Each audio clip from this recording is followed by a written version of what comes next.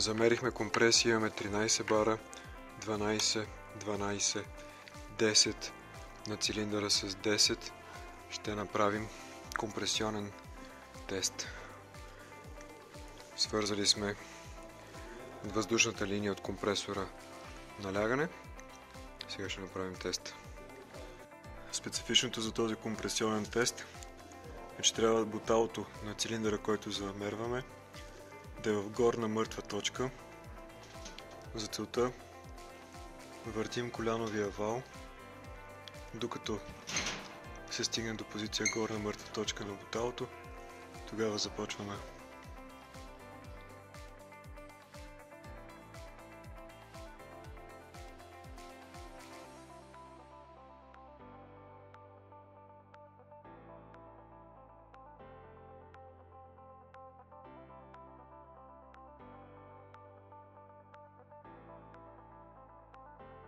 На масената помпа, преди да свалим трите крепежа, внимателно изваждаме тези пластмасови щипки от леглата им на 3 места. Тук, тук, 4 места.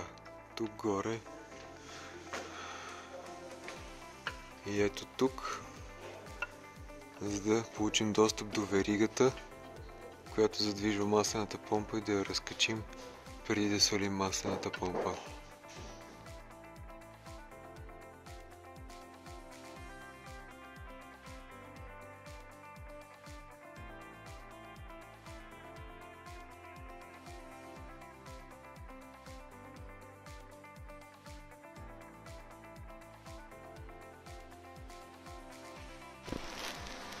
С трещотка хващам болта на коляновия вал, за да си настроя биелите, за да ги развия.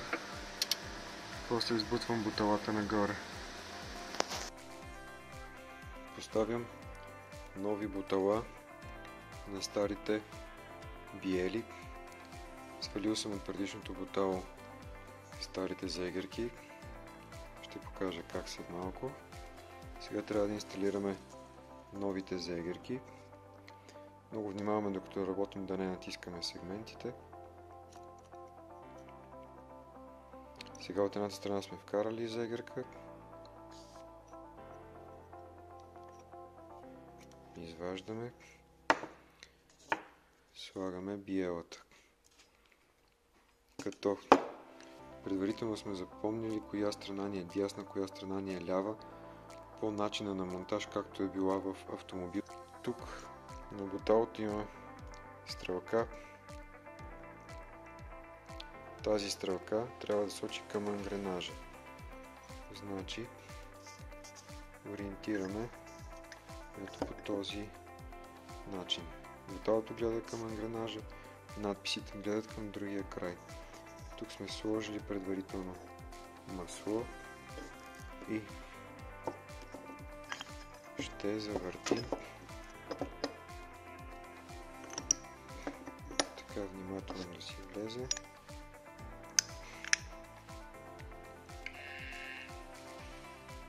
Така, сега внимателно с сегментите.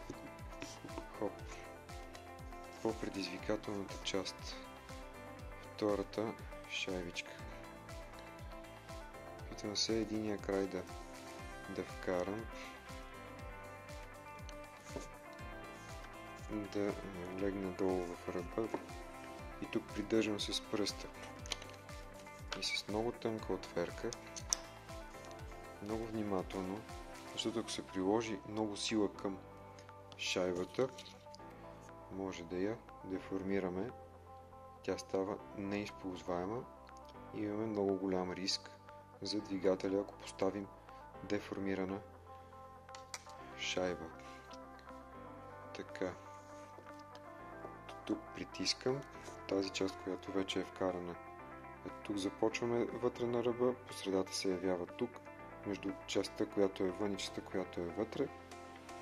Сега с тънката отверка захващам в улея, който е изрязан.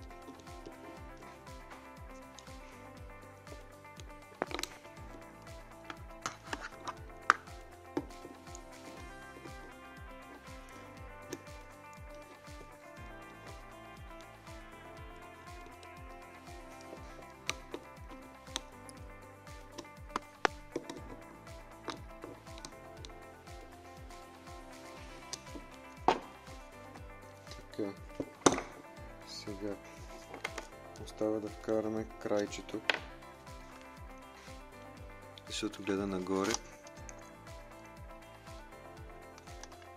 Не е влязло хубаво. Махам бита и хоп, штраквам вътре. После оглеждам дали от всички страни е влязла шайбата, дали не е прекалено навътре, за да не си е в жлеба, дали не е прекалено навън.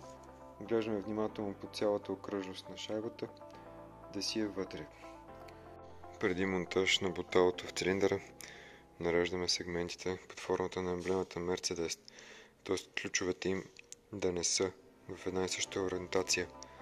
Най-горния го слагаме в тази посока.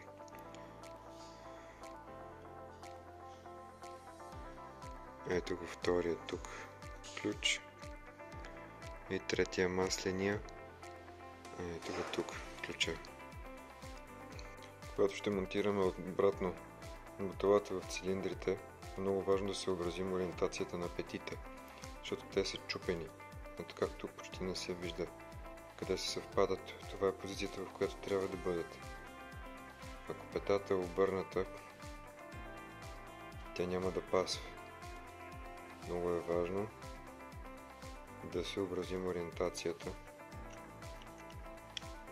така че да си пасват идеално петите. И задължително една пета си върви към биелата. Не разменяме петите между биелите. Преди да монтираме петите на биелите, намазняваме биелните лагери с моторно масло. Спазваме ориентацията. Предна-задна част на петата да си напаснем с биелата. Затягаме болтовете по спецификация. Първо и двата на 5 Нм, после двата на 10 Нм, после още по 130 градуса.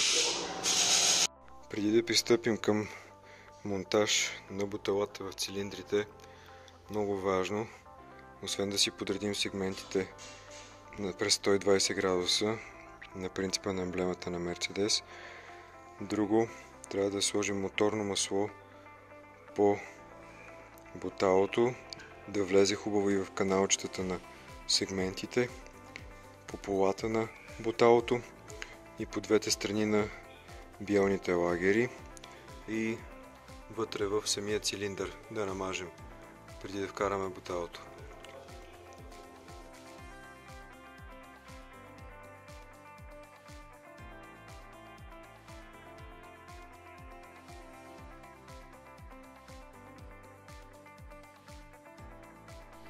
Днес работим с интересен инструмент, индикаторен вътромер на английски Dial Board Micrometer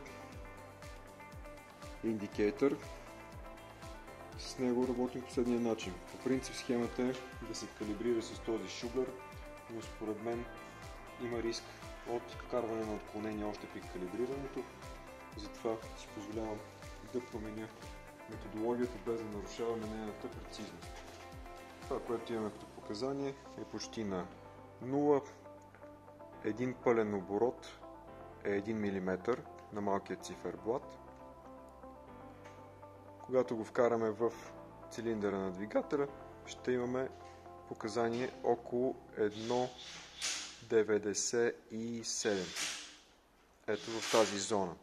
Това, което ще направя, е на всеки от цилиндрите хващаме диаметъра на 3 места. Горе, средата и долу. Като когато започнем горе, го правим в работната площ на цилиндъра, леко накланяме и започваме да изправяме. И търсим зоната. Оп.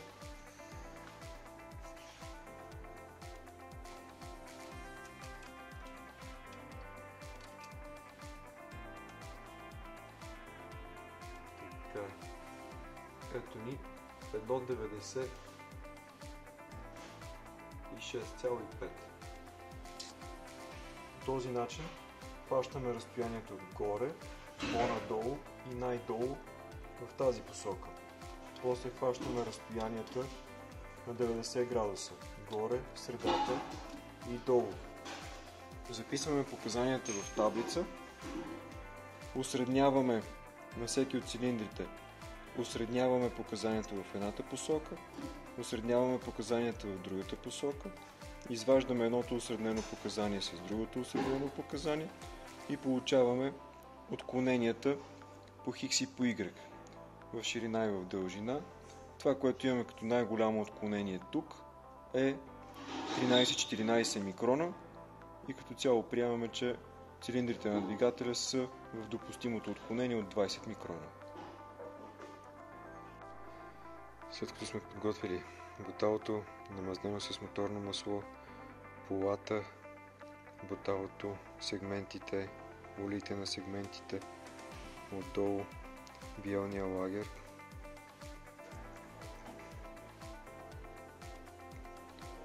добре намазнено с моторно масло,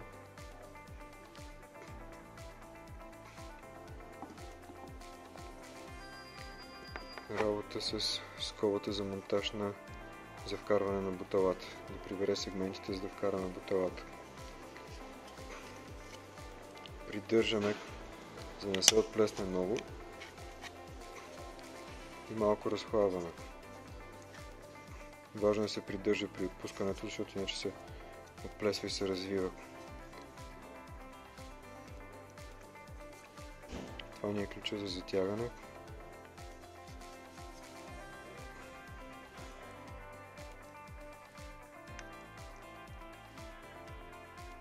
Така, поглеждаме си посоката. Някъде до тук, за да не хващаме разширението на полата. Така, ето тези зъбчета ще застанат отстрани на цилиндъра, за да могат да ни дадат контра, да натискаме отгоре скобата. Ето от другата страна тук има още едно такова зъбче.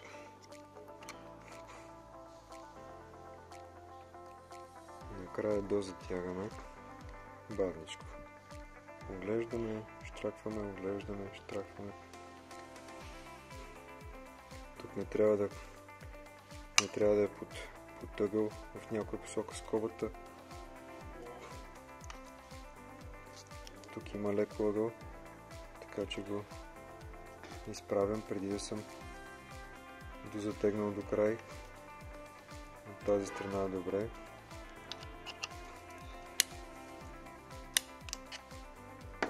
Штракаме.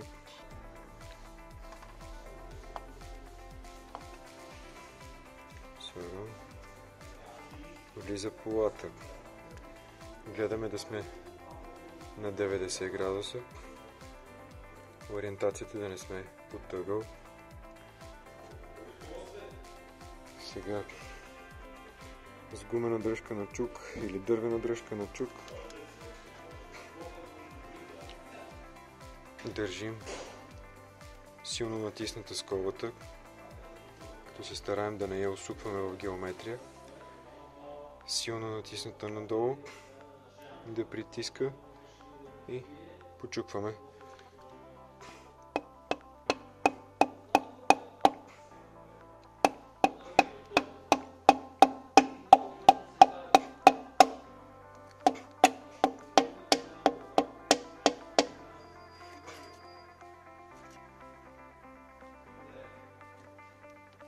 И буталото ни е вътре. Преди да сложа новата гарнитура и главата след шлайфането, почиствам повърхността на блока с чисто вълнено парцалче и брейк клинер, като от брейк препарата пръсвам на парцалчето, а не по двигателя.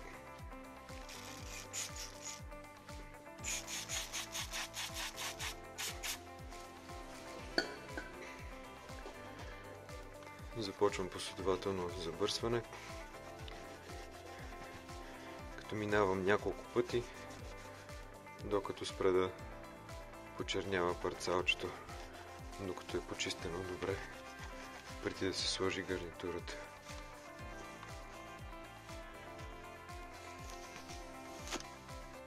Преди да сложа шлайфаната глава и новата гарнитура, с въздух под налягане почистваме дупките на болтовете.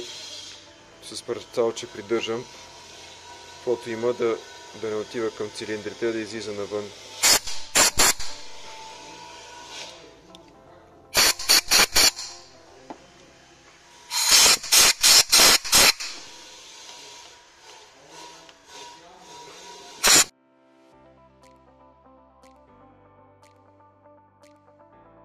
Слагаме гарнитурата, спазваме ориентацията, имаме два водача.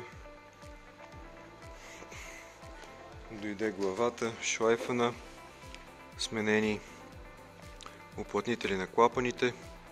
Казаха, че не е имало нужда от други интервенции, така че монтираме.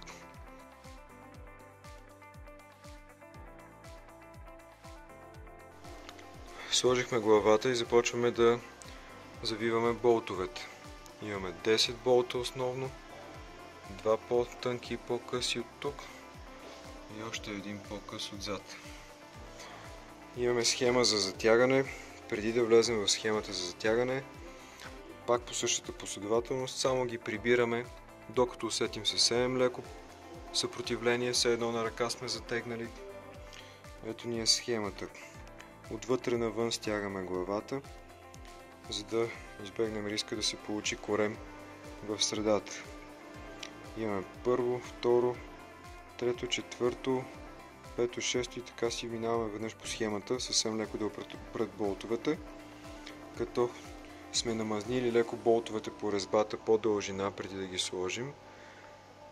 Преди това сме почистили с сгъстен въздух дупките и намазняваме леко шайбите отгоре и отдолу на болтовете, за да може, когато затягаме с динамометричния ключ, да не ни лъже ключа, триенето, което е между главата на болта, шайбата и самата глава.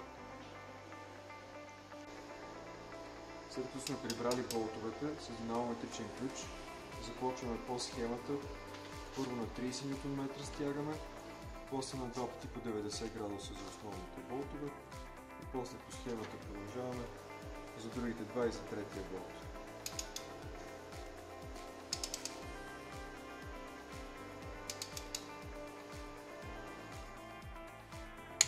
Штрак, готово.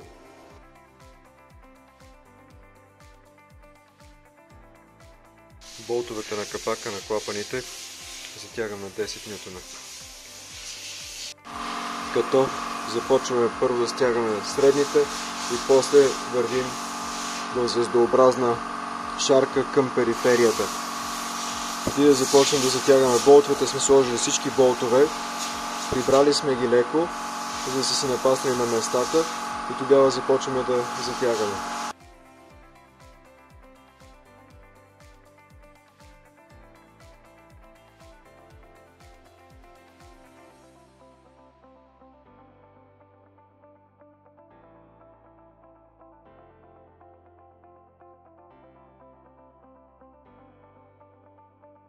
Тук вече е почти напълно събран автомобила, двигателя. Върнали сме масло, сме добавили. Сега антифриза, нов антифриз, обезвъздушаване, последния начин. Наливаме в казанчето до максимум, развиваме. Ето тази пробка, докато потече. Затягаме, доливаме още антифриз. После ето това болче с главата на Хикс, която развиваме, докато потече. Отново се долива антифриз. После, като запалим автомобила, изчакваме да загрее, да включи перката. Гасим, изстива колата, доливаме отново в казанчето и отново същата процедура. След ремонт на двигател сменяме свещите, залагаме на НЖК иридиеви, още повече, че автомобила се ползва и на газ. Затягам с динамометричния ключ на 23 нютона по спецификация. В началото, като се запали двигателя след ремонта, пуши около него, докато изгори маслото, с което са намазнявани сегментите, буталата при монтажа им, цилиндрите преди монтажа на буталата. Други важни неща: при монтажа на главата на двигателя трябва буталата да са в средно положение, да няма бутала, които да са горе на горна мъртва точка. И също, след като запалим двигателя, не тръгваме да караме веднага автомобила. Запалваме, изчакваме да дигне температура, да включи перка, изгасваме, оставяме да изтине няколко такива цикъла на място, докато е автомобила, да се поразработи двигателя с новите сегменти, с новите бутала, преди да тръгнем да шофираме. И също важно, караме 1000 км и сменяме маслото с ново масло и масления филтър. След 1000 км ги сменяме. Нещо много важно, което не успях да заснема, е преди запалването на двигателя след ремонта. С диагностика се прави обучение на валвтроника и тогава се пристъпва към запалване.